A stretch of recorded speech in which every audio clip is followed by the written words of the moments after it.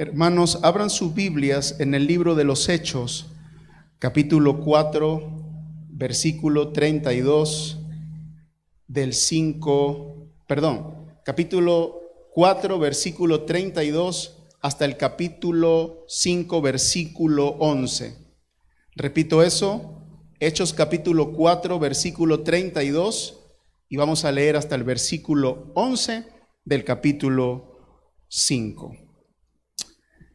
Y la multitud de los que habían creído era de un corazón y un alma, y ninguno decía ser suyo propio nada de lo que poseía, sino que tenían todas las cosas en común.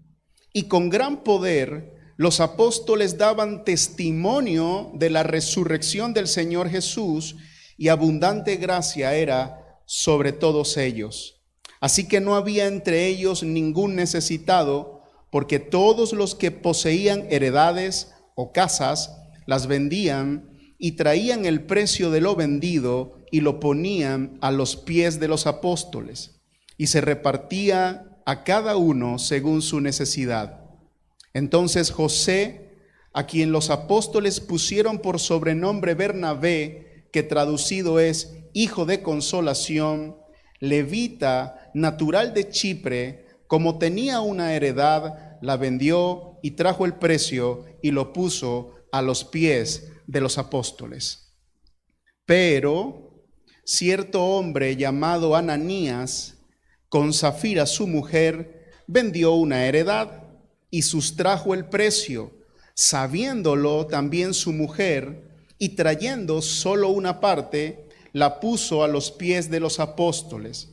Y dijo Pedro: Ananías, ¿por qué llenó Satanás tu corazón para que mintieses al Espíritu Santo y sustrajeses del precio de la heredad? Reteniéndola, no se te quedaba a ti, y vendida no estaba en tu poder.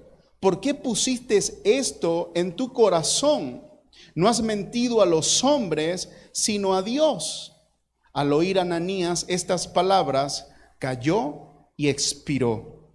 Y vino un gran temor sobre todos los que lo oyeron. Y levantándose los jóvenes, lo envolvieron y sacándolo, lo sepultaron. Pasado un lapso como de 3 horas, sucedió que entró su mujer, no sabiendo lo que había acontecido. Entonces Pedro le dijo: dime, ¿vendiste en tanto la heredad? Y ella dijo: sí, en tanto. Y Pedro le dijo: ¿por qué convinisteis en tentar al Espíritu del Señor? He aquí a la puerta los pies de los que han sepultado a tu marido, y te sacarán a ti. Al instante ella cayó a los pies de él y expiró. Y cuando entraron los jóvenes, la hallaron muerta. Y la sacaron y la sepultaron junto a su marido. Y vino gran temor sobre toda la iglesia y sobre todos los que oyeron estas cosas. Amén. Hermanos, quiero darles una noticia y hacerles una pregunta. La noticia que les quiero dar es que el diablo ha venido a visitar esta iglesia esta mañana. Y la pregunta es: ¿quién de ustedes lo trajo? Quizás la noticia no preocupa o tal vez no afecta, pero la pregunta golpea. Nos hemos preguntado en alguna ocasión si junto con nuestra Biblia en la mano pudiéramos también estar trayendo a Satanás con nosotros. Esa es una buena pregunta que me gustaría que usted respondiera al final del sermón. Lo cierto es que una realidad inequívoca para la iglesia es que el Señor Jesús dijo a Pedro en una ocasión que las puertas del infierno no prevalecerían contra la iglesia. Da por entendido que va a haber un conflicto continuo que la iglesia triunfará al final de los tiempos, pero va a haber siempre un conflicto. Y ese conflicto es especialmente claro en el libro de los Hechos. Notemos cómo Satanás está actuando enérgicamente para destruir a la iglesia del Señor desde los mismos inicios. Por ejemplo, en el Pentecostés. ¿Qué pasó en el Pentecostés? Dice que se nos vino un estruendo como una especie de viento recio que soplaba, llenó toda la casa donde estaban los discípulos sentados. Aparecieron lenguas como de fuego. Los discípulos comenzaron a hablar en lenguas que lo entendían los medos, los elamitas, los de Mesopotamia, los árabes, los de Panfilia, etc. Había una manifestación poderosa del Espíritu Santo. Y un grupo de hombres enviados por Satanás comenzaron a desacreditar esa obra y a decir que aquello era simplemente que ellos estaban borrachos en la mañana. Con todo y ese ataque, vemos cómo el primer discurso de Pedro se lleva a cabo y 3,000 hombres se convierten a Cristo. Comienzan a desatarse las señales milagrosas de una manera formidable y Lucas nos dice que sobrevino gran temor sobre todas las personas. Eso está en el capítulo 2, verso 43. Además nos dice que tenían en común todas las cosas y que perseveraban en la doctrina de los apóstoles, en la oración y que comían juntos con sencillez y alegría de corazón. ¿Qué decir lo que pasó después? Pedro y Juan curan a un cojo de nacimiento. Eso produjo asombro y espanto y permite que el segundo gran discurso de Pedro sobre la resurrección de Cristo se lleve a cabo. Bueno, ahí vemos nuevamente a Satanás ponerse en marcha y ahora utiliza a las autoridades judías y hace que le echen mano a los apóstoles y los metan en prisión. Pero en el interrogatorio, los discípulos vuelven y predican a Cristo resucitado.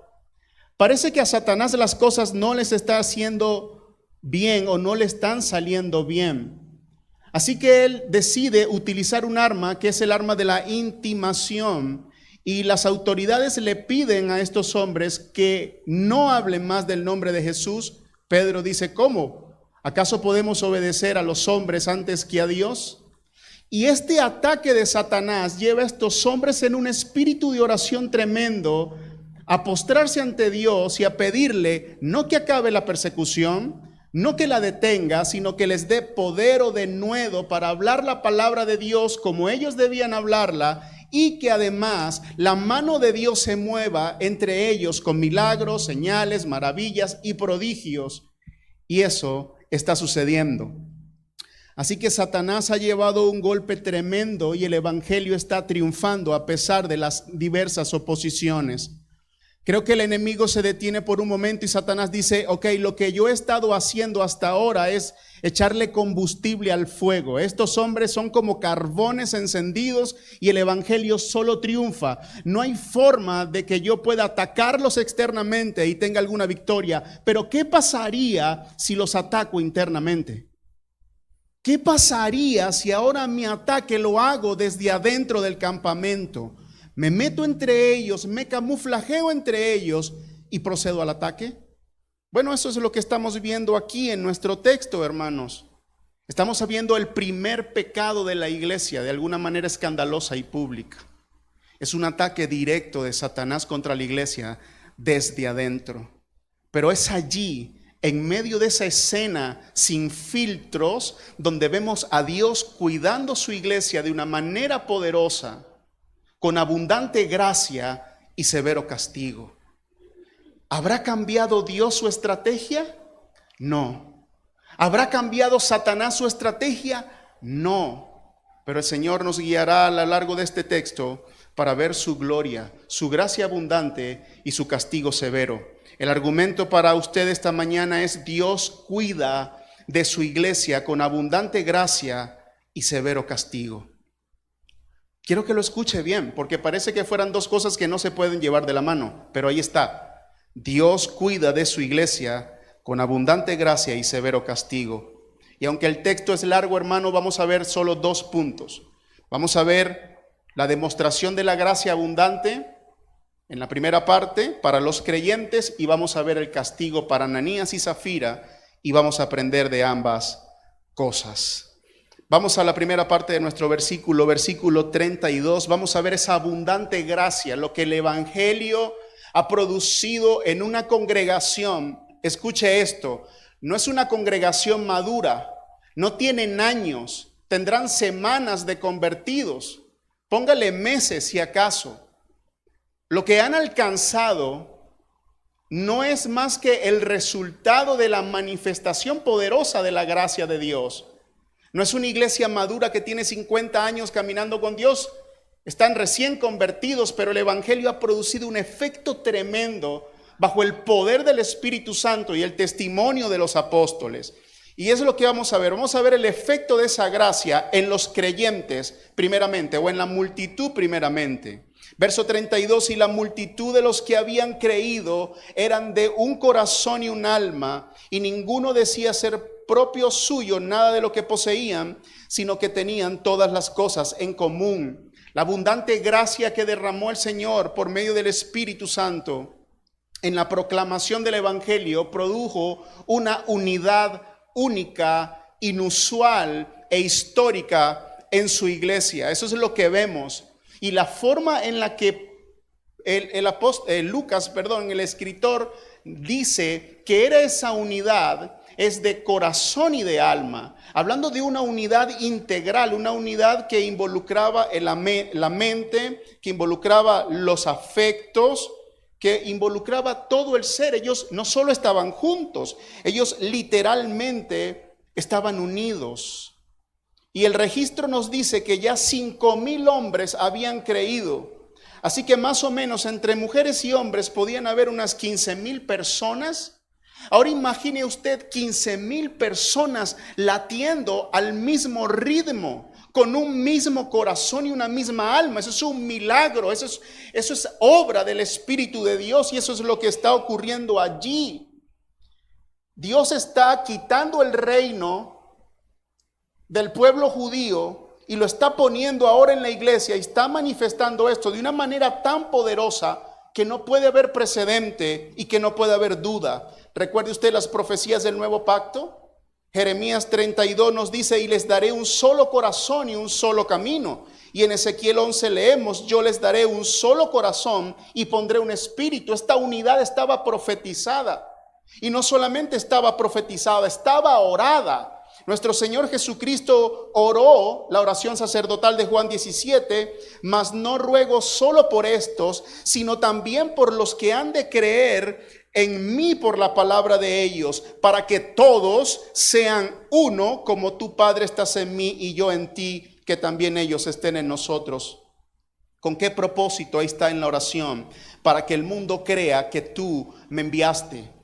Así que esta unidad no solamente tenía un sentido de una unión romántica, tenía un propósito: que el mundo viera que Dios había mandado a su Hijo. Eso está en Juan 17. Había unidad como se había profetizado. Lo otro que vemos es que había una perspectiva particular de los bienes materiales.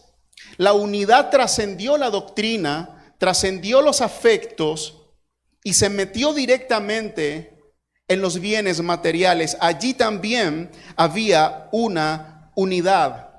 Eso es lo que vemos en nuestro texto. Ninguno decía ser suyo propio nada de lo que poseía. No fue una transferencia de riquezas o de bienes. Eso no lo está diciendo el texto.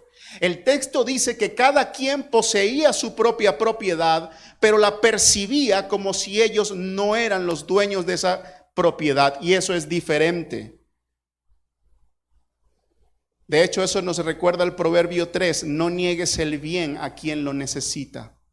Eso es lo que estamos viendo aquí. Ellos tenían sus bienes, respetaban la propiedad privada, pero tenían esta habilidad, esta facilidad para desprenderse de ellos donde quiera que hubiera necesidad, pero estaba bajo posesión de ellos.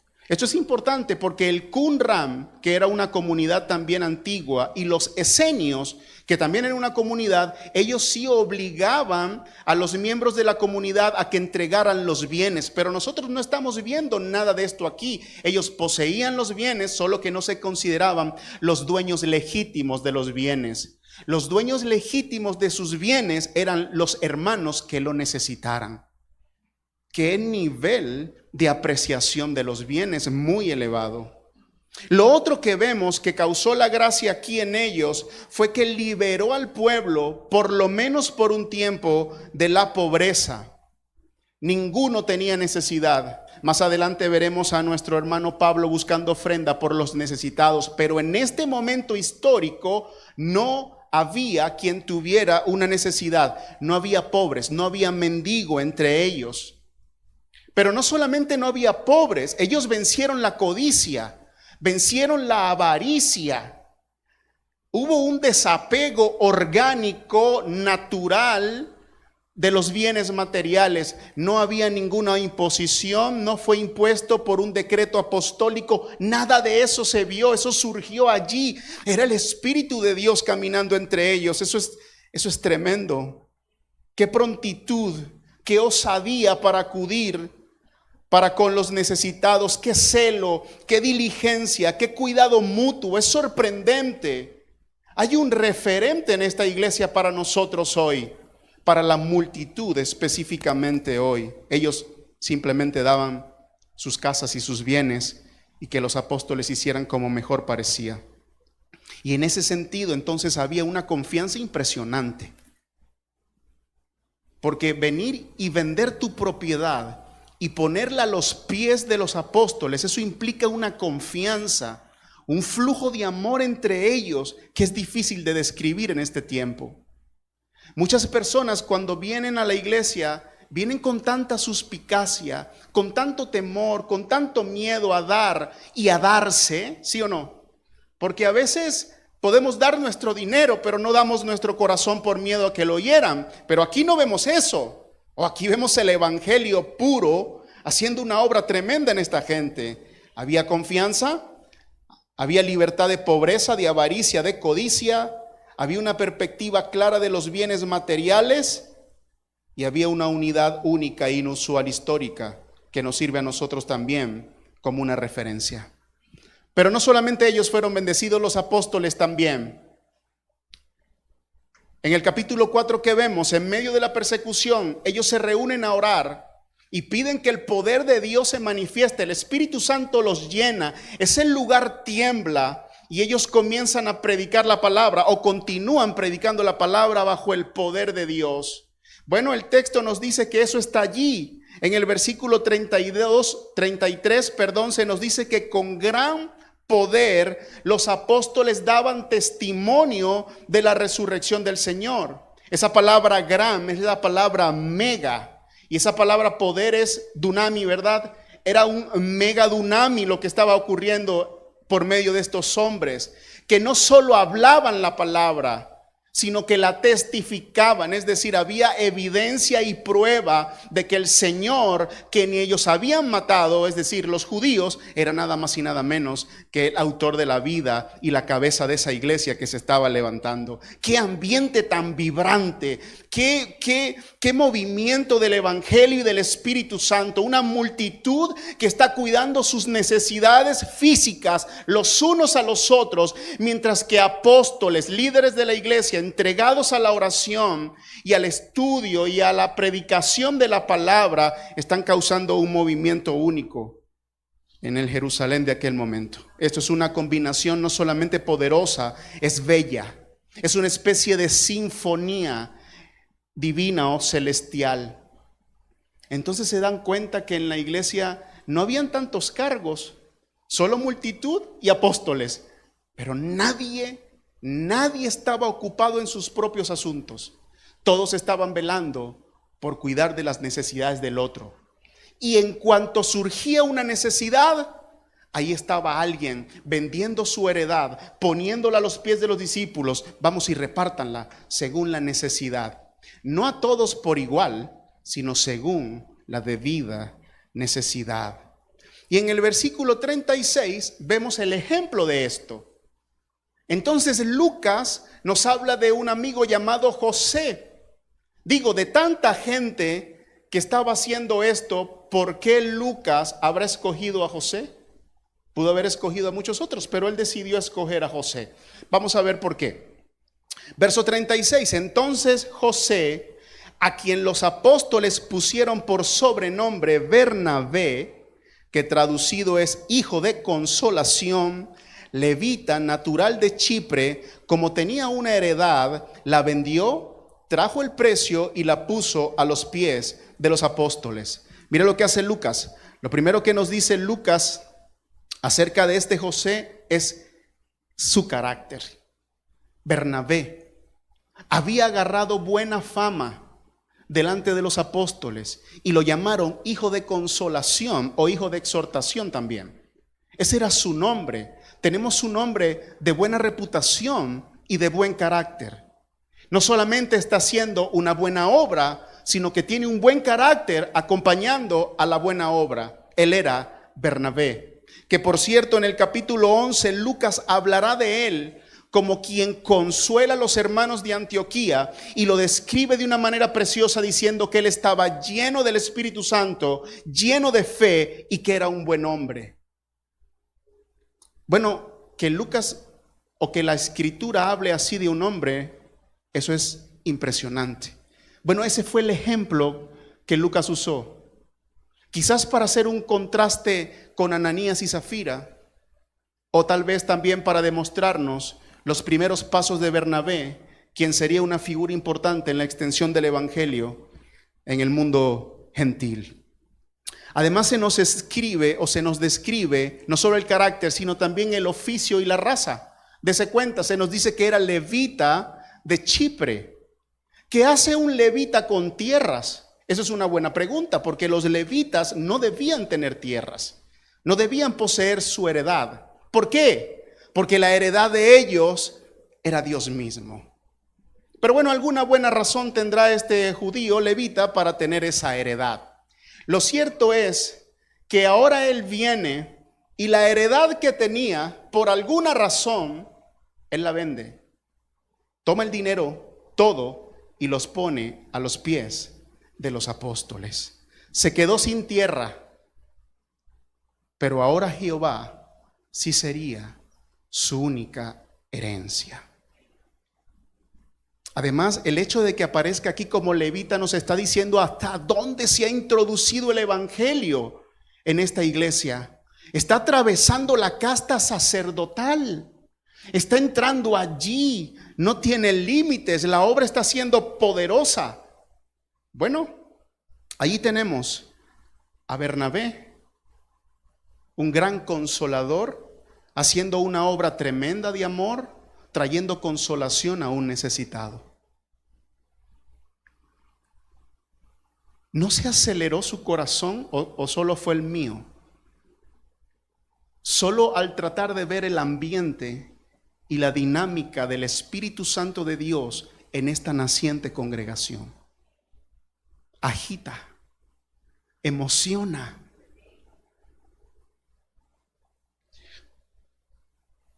Pero como la Biblia no tiene filtros, digo, usted se puede tomar una foto desde su celular y usted, depende del modelo que use, usted puede poner la cámara y activar algo que se llama beauty, ¿verdad?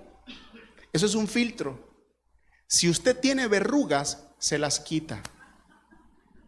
Si usted tiene arrugas o si a usted le falta pelo, como a mí, todo eso desaparece. Y usted, como por arte de magia, es simplemente hermoso, es relevante. Pero la Biblia no tiene filtros. Y tenemos una iglesia hermosa y vibrante, saturada del Espíritu de Dios como nunca antes. Y Satanás ha puesto una verruga en el retrato. Y Lucas no la omite. Hermanos, el libro de Hechos nos registra, creo que cerca de 30 años del ministerio del Espíritu Santo. Digo, tuvo tanto tema para escoger y no quiso quitar este este pequeño detalle en la iglesia. Bueno, gracias, Señor, porque no miramos al pasado y lo idealizamos. Vemos una iglesia poderosa, pero real. Que nos sirvan estas cosas de ánimo, pero también de advertencia. Ya vimos la gracia abundante, ahora veamos el castigo severo. Vamos a poner la mirada en Ananías y Zafira. No voy a leer cada uno de los versículos, quiero ir puntualmente para mantener un hilo narrativo y que usted vaya entrando en la historia. Castigo para Ananías y Zafira. ¿Cómo lo hicieron? ¿Cómo lo hicieron? Ese pero allí, pero es un contraste tremendo entre Bernabé, el hombre hijo del consuelo o hijo de consolación, y Ananías y Zafira. Y no es un asunto de nombre, porque Ananías significa hijo del benigno, hijo de misericordia. Y Zafira ni le cuento. La palabra zafiro viene de allí y significa hermoso, hermosa. Así que el asunto no era un asunto de nombres bonitos, porque los tres tenían un lindo nombre. Aquí está pasando algo. Además, no era un asunto tanto del acto, porque externamente se parece también. Mírelo. Pero cierto hombre llamado Ananías y Zafira con su mujer vendió una heredad. Versículo 1. Bueno, no hay ningún problema. Bernabé también vendió su heredad. Este hombre se pone de acuerdo con su esposa y llevan el dinero a los pies de los apóstoles. No hay ningún problema. Bernabé también hizo eso, ¿no le parece? Lucen iguales. A la luz de la multitud, ellos se ven iguales, salvo por un detalle. Entre el acto de vender la heredad y llevarla a los pies de los apóstoles, ocurre un acto secreto que no ocurrió con Bernabé. Ellos sustraen del precio de la heredad. Eso es todo lo que ellos hacen. Ya va. La palabra sustraer no es robar. La palabra sustraer es simplemente retener algo. Ellos retuvieron parte de la venta. Digo, ¿eso es ilegítimo? ¿Quién de ustedes trae todo su salario acá? Por ejemplo, ninguno hace eso. ¿Y quién ha caído muerto aquí por eso? Ninguno. Bueno, las estadísticas dicen, un apéndice, que el 96% de los cristianos nunca diezman. Solo el 4%. Por lo tanto, menos mal que aquí el problema no es ese, porque si no quedarían vivos solo 8 personas. Sigamos en el texto. ¿Qué está pasando? Bueno, en cuanto ellos llegan, Pedro los mira y les dice: Ananías, ¿por qué llenó? El invitado indeseado aparece. Satanás tu corazón para que mintieses al Espíritu Santo y retuvieras del dinero de la venta. Reflexiona, Ananías. Si no la hubieses vendido, la tuvieras todavía en tu mano. Ananías, y aún vendiéndola, ¿acaso el dinero no estaba en tu poder? ¿Por qué pusiste esto en tu corazón? Entonces aquí hay complicidad entre Satanás y él. La primera pregunta, ¿por qué llenó Satanás tu corazón? La segunda pregunta, ¿por qué pusiste esto en tu corazón? Eres responsable, Ananías. Tú has traído a Satanás invitado a esta iglesia. No has mentido a los hombres, sino a Dios. Hermanos, el pecado que se le denuncia aquí no es el robo. No se le denuncia haberse quedado. No es el amor al dinero. No es el lujo ni siquiera, aunque amor al dinero debe haber, pero no es el lujo lo que se le está denunciando aquí. ¿Qué se le está denunciando? La mentira. Hermano, yo le quiero hacer una pregunta a usted. ¿En qué momento Ananías mintió? Porque no le dieron chance ni de hablar. La historia es rápida, hermano. Vendió, sustrajo y trajo. Eso fue lo que él hizo. Él no mintió. Él no habló mentira. Él hizo una mentira.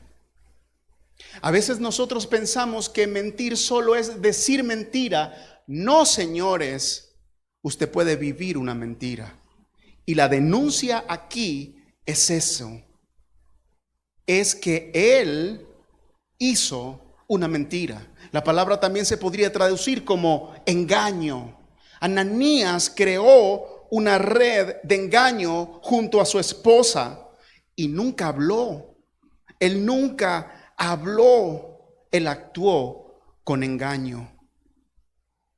Entonces la pregunta para reflexionar usted y yo esta mañana es no tanto si usted dice mentiras, sino si usted engaña con su apariencia delante de la iglesia, aparentando ser algo o alguien que en realidad usted no es.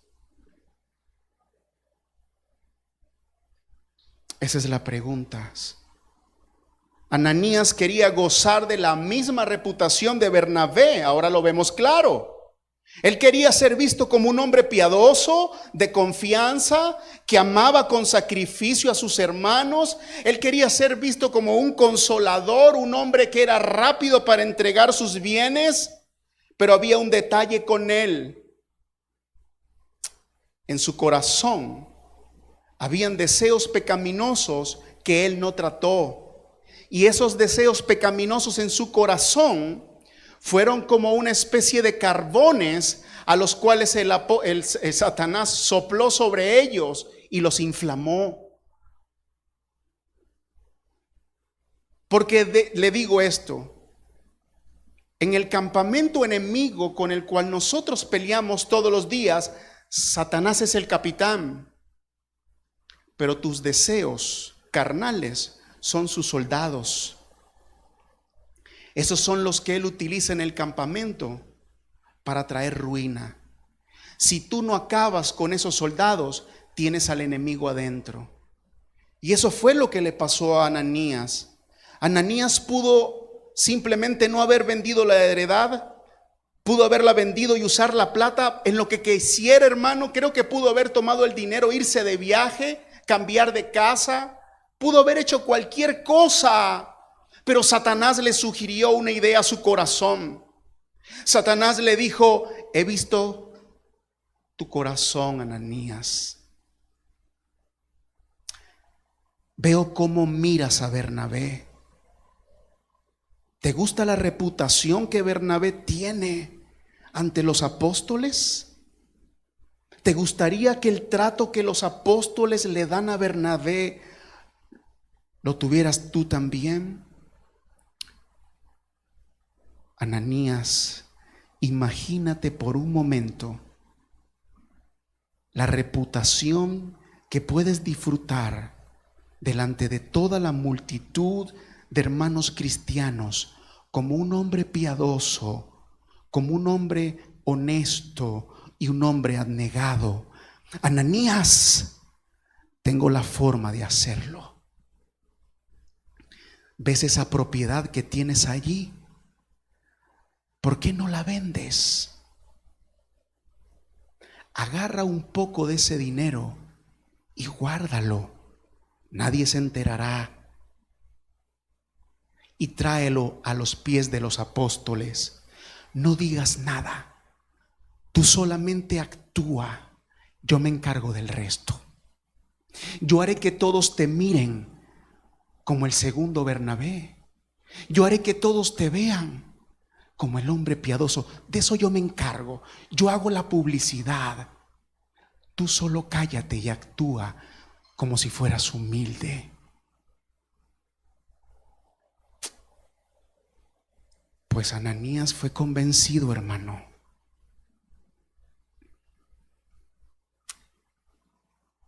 Y se encontró con el mismo Dios de Acán.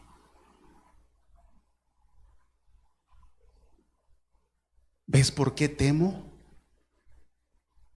Al pararme aquí y predicar esta palabra,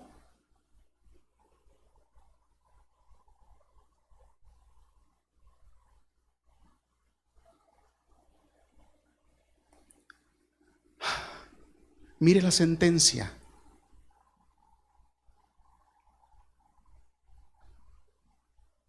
Veamos la sentencia de este juicio y veamos el efecto de este juicio.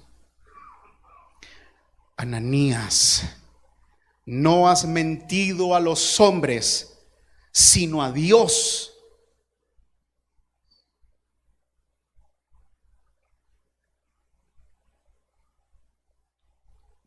Al oír esto, Ananías cayó y murió. No hubo tiempo de defensa. No pudo ni siquiera reconsiderarlo. De hecho, cuando usted estudia el texto en el original, usted puede darse cuenta que mientras Pedro hablaba, este hombre caía muerto.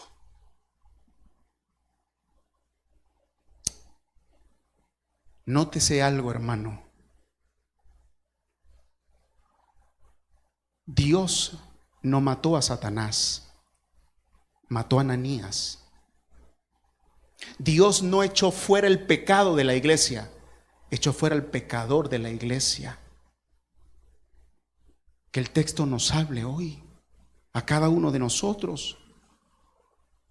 Pero esto no queda allí. Falta el hermoso zafiro de la historia. La esposa, la socia de la mentira. Han pasado 3 horas, dato interesante. ¿Por qué Zafira llega allí? No sabemos. ¿Está impaciente? Puede ser. Usted sabe, cuando la conciencia perturba, ¿verdad? En un ambiente tan solemne y santo como el que estaba viviendo esa iglesia, yo me imagino que la conciencia tenía que estar muy sensible. Algo le dice a Zafira: las cosas no salieron bien, anda a averiguar por tus propios medios.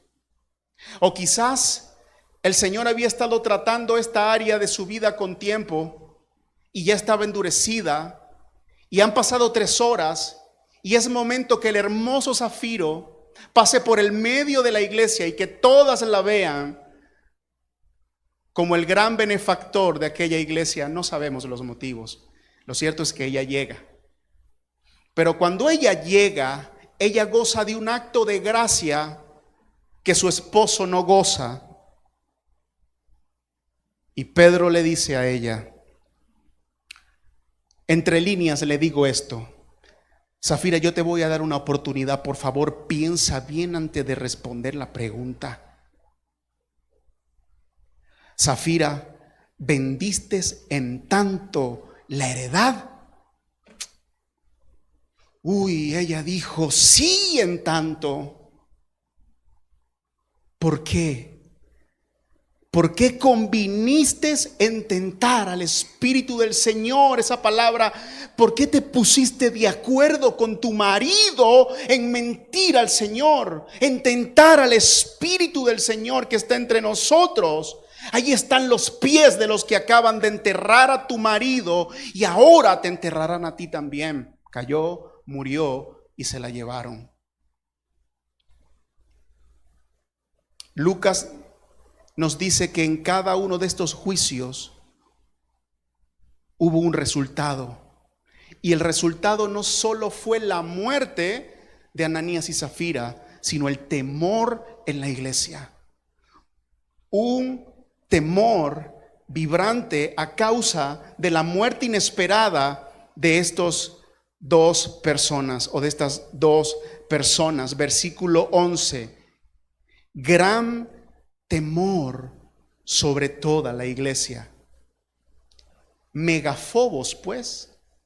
Así como usó la palabra mega para el megapoder, usa la misma palabra para hablar del temor. Había un mega temor. Había miedo, pero no solamente en la iglesia, sino ahora en la gente de afuera de la iglesia. ¿Qué significa esto, hermano? Significa que los cristianos tomaron temor y entendieron que Dios estaba vivo entre ellos y que ahora tenían que moverse con más cuidado dentro de la iglesia del Señor. Porque este Dios santo está dispuesto a destruir todo aquello que acaba con la pureza y socava la unidad de la iglesia. Porque no son las señales ni los milagros las que demostrarán que esta es la iglesia de Cristo, sino cuando ellos sean uno. Todo lo que socava la unidad es enemigo del Señor y Él lo echa fuera.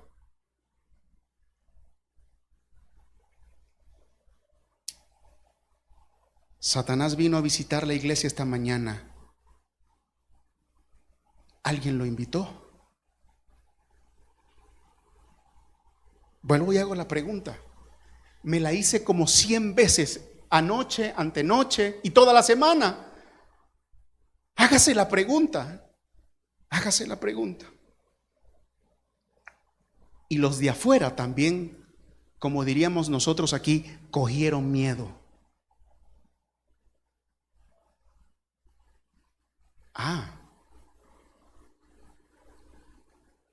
Yo me voy a acercar a esa comunidad donde hay ese Dios santo y vivo. Mírame. No voy a hacer eso. Ese pueblo es un pueblo santo. Ese es un pueblo santo. Amados hermanos, no quiero dejar el tema del temor allí, pero quiero entrelazarlo con mis aplicaciones para usted. Y voy a hacer una serie de aplicaciones porque el tema es rico y nos permite aplicar esto. Voy a hacer varias aplicaciones generales y después voy a aplicar algunos sectores de la iglesia o algunas personas. No, mejor sectores particulares de la iglesia, no personas, porque no hablaré de nadie en particular. Como primera aplicación general, quiero decirles que el impacto del evangelio es una referencia para la iglesia de hoy, pero no idealicemos las cosas. La iglesia nunca ha sido perfecta, ni siquiera en el momento donde la presencia de Dios era tan densa como en aquel tiempo. Pero vea, ellos volcaron a amarse. Ellos volcaron a cuidarse y a suplir sus necesidades físicas y espirituales de todos sus miembros. Todos tenían una apreciación adecuada de los recursos, pero también de las necesidades de los hermanos. Ellos no escucharon las palabras de Filipenses esta mañana, pero ellos vivieron eso. Tomaron la necesidad de su hermano y la hicieron suya propia. No vivan solo por sus intereses, vivan también por los intereses de sus hermanos. De hecho, si usted está optando por la membresía de una iglesia o ya es miembro de la iglesia, usted viene aquí con los brazos abiertos a decir: quiero la membresía de esta iglesia y también todas sus necesidades. Nunca olvide eso.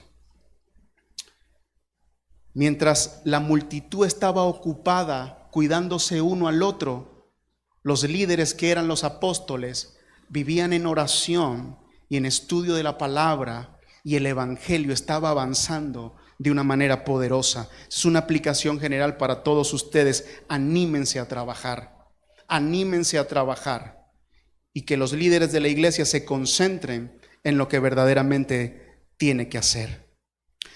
Segunda aplicación general: Satanás sigue operando de la misma manera. Cuando él se dio cuenta que los ataques externos solo soplaban la llama y la hacían más fuerte, entonces vino el ataque desde adentro. ¿Lo vio? Vino el ataque desde adentro. Y así como encontró a Acán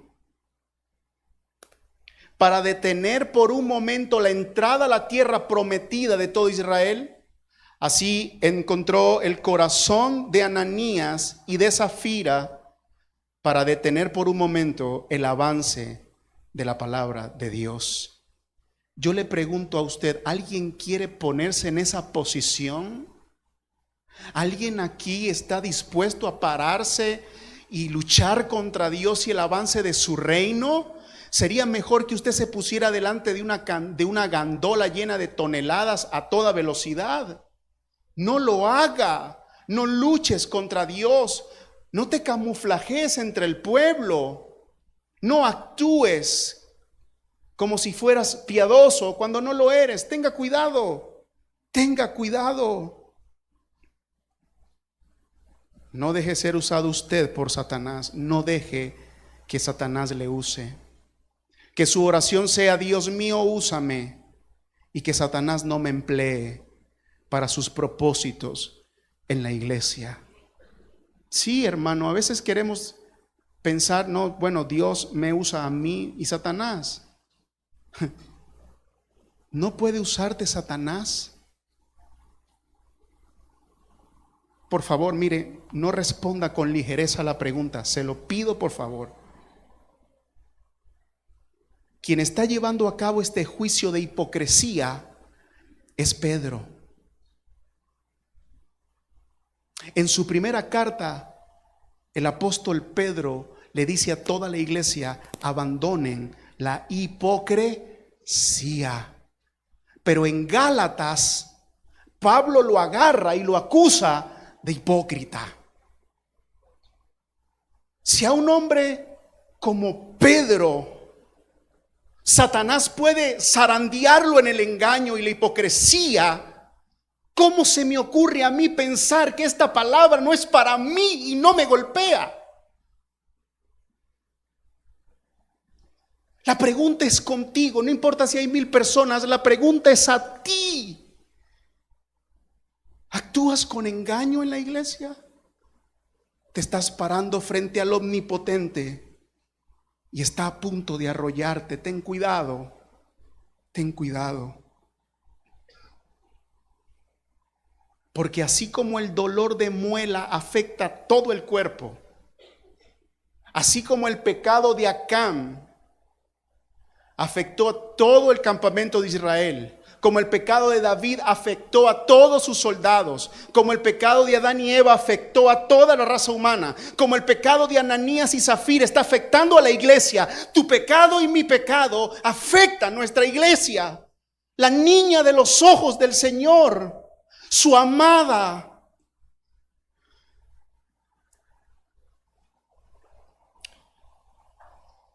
Pastores y líderes, quiero traer una aplicación para ustedes. Diáconos, ancianos, el pastor Plinio, todos los que estamos aquí sirviendo. El cuidado de Dios por su iglesia está compuesto por abundante gracia y por severo castigos. Son dos caras de la misma moneda de la providencia divina. Esto debe producirnos gozo a nosotros, pero también temor. Que este sea el mueble de nuestro descanso. No conocemos el corazón de todos los que se acercan, pero Él sí. Y dará su justa recompensa en su debido tiempo. Oremos para que Dios exponga la hipocresía donde quiera que esté. Y velemos porque no sea nuestro corazón la tienda de Acán. Porque como líderes no estamos exentos. Temamos todos. Futuros líderes, hombres que aman la iglesia, que quieren servir en la iglesia, cuidado de la hipocresía y del engaño a Dios. Dios los está viendo. Tener una buena reputación delante de la iglesia es cosa buena y honrosa. Pero cuando esa reputación está basada en el engaño y no tiene la aprobación de Dios, entonces estamos en problemas. No es lo que diga el pastor o cómo me ve el pastor, es lo que verdaderamente yo soy. Es algo terriblemente malo. Se llama temor a los hombres y es un lazo mortal. Cuando yo finjo ser algo que no soy para que alguien me apruebe. Y finalmente termino mis palabras para los no creyentes. Personas que visitan la iglesia, que están pensando hacerse cristianos, pero todavía no lo son. Me gustaría terminar para usted con las palabras del mismo Pedro, el que desató este juicio o el que lo llevó a cabo. En su primera carta, el apóstol Pedro dice esto en el capítulo 4, versículo 17 y 18. Porque es tiempo de que el juicio comience por la casa de Dios. Oye, joven, adulto que nos visita hoy, si primero comienza por nosotros, ¿cuál será el fin de aquellos que no obedecen el evangelio de Dios? Si el justo con dificultad se salva, ¿en dónde aparecerá el impío y el pecador? Duras palabras. El Señor Jesucristo murió en una cruz. Él dijo que Él era Dios encarnado, lo dijo claramente. Él dijo: yo soy el camino, la verdad y la vida. Nadie viene al Padre si no es por mí. En una ocasión dijo: ustedes me llaman Señor, Señor, pero no hacen lo que yo os ordeno. Ustedes son mis amigos y hacen lo que yo les ordeno. De hecho, a sus enemigos le dijo en una ocasión: todo el juicio de este universo me ha sido dado a mí, para que así como honran al Padre, también me honren a mí. Él es Dios encarnado, lo dijo. Y la evidencia de que todo lo que dijo era cierto era su resurrección, de la cual estos discípulos eran testigos oculares. Eso fue lo que predicaron. Eso fue la columna y baluarte de esa iglesia. Jesucristo resucitó. Él es el Señor de señores. Y Él estuvo clavado en una cruz por los pecados de los hombres. ¿Usted cree eso? Quien nos visita, la pregunta es para ti. ¿Tú crees eso? ¿Por qué no has venido a Él? No siempre habrá tiempo para pensarlo. Ananías y Zafira no tuvieron tiempo para pensarlo. El juicio fue inminente. ¿Qué tal si el juicio sobre ti es ahora mismo? Dentro de una hora o esta noche en tu casa, cuando hayas apagado la luz, cae el espanto y vienen por tu alma. No seas necio, no te golpees, no trates a tu alma de esa manera. Te rogamos en Cristo, ven a Él, ven a Él. Vamos a orar, hermanos amados.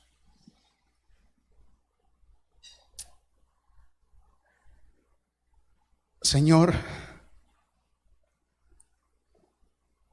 ¿quién es digno?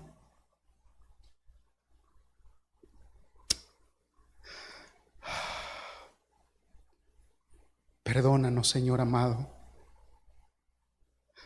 Tú eres santo y estás entre nosotros. Y has sido tan bueno y tan misericordioso y tan paciente. Pero tú también castigas. La unidad de tu iglesia no puede ser socavada. Ayúdanos a no ser esos instrumentos. Te lo pedimos en el nombre precioso de Jesús. Mira cada corazón que hay en este lugar, Señor, incluyendo el mío. ¿Hay alguna tienda como la de Acán aquí? ¿Hay un corazón como el de Ananías aquí? Donde quiera que esté escondido el botín, sácalo, expónlo, expone el pecado entre nosotros, y que tu santidad triunfe, y que la unidad de la iglesia sea un testimonio poderoso en la ciudad y en la nación en la que nos has plantado. Y así como le diste abundante gracia a esa iglesia primitiva, de la misma manera, haz que llueva abundante gracia sobre esta congregación, para que haya un amor desbordante, un amor incondicional, una apreciación correcta de los bienes, que haya generosidad, que el evangelio impacte aún en nuestras necesidades físicas, mientras que los hombres que tú has plantado también aquí para enseñarnos la palabra se dediquen a orar y a predicar a aquel que resucitó de entre los muertos y está sentado a la diestra de Dios Padre. Haz de este lugar una iglesia vibrante y que el enemigo no encuentre cabida en este campamento nunca más. Te lo pedimos en el bendito nombre de tu Hijo Jesús. Amén.